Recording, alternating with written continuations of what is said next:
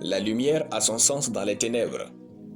Shalom bien-aimés dans le Seigneur, notre méditation du jour s'intitule « La lumière a son sens dans les ténèbres ». Nous tirons notre texte dans Matthieu chapitre 5, le verset 16, qui nous dit ceci. « Que votre lumière luise ainsi devant les hommes, afin qu'ils voient vos bonnes œuvres, et qu'ils glorifient votre Père qui est dans les cieux. » Alléluia. Lorsque Dieu nous laisse entendre que nous sommes la lumière du monde, c'est pour le glorifier. Ce qui ne ressort pas à première vue dans ce verset est le fait que la lumière brille dans les ténèbres. Ce monde est rempli de méchanceté et tous les coups sont permis quoi que vous fassiez et où que vous soyez. Ce monde a des ténèbres qui empêchent un grand nombre de vivre comme une lumière. En tant que des enfants de Dieu, sachons que c'est dans notre nature de vivre au milieu des situations difficiles, telle une lumière dans les ténèbres. Le peuple de Dieu est un peuple qui est fait pour prospérer dans les persécutions et les difficultés. Il est écrit, plus on l'accablait, plus il multipliait et s'accroissait, et l'on prit en aversion les enfants d'Israël. Exode chapitre 1, le verset 12. L'apôtre Paul l'a encore dit, nous sommes plus que vainqueurs. Romains chapitre 8, le verset 37.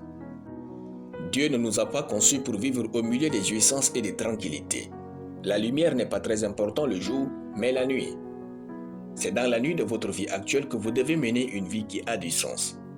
Peu importe comment vous ressentez la force des ténèbres, sachez-le, les étoiles brillent la nuit. Vous êtes la lumière du monde. C'est dans la nuit de votre douleur que vous devez briller. La raison pour laquelle vous avez l'impression que votre vie est plongée dans les ténèbres, c'est pour vous faire briller. C'est dans la haine des autres que vous pouvez mieux briller en amour. C'est dans la tristesse proposée par la vie que votre joie vous fait mieux briller. C'est dans la pression de la chair que votre esprit vit mieux en brillant. C'est dans le manque temporaire de vos besoins que votre foi en Dieu brille.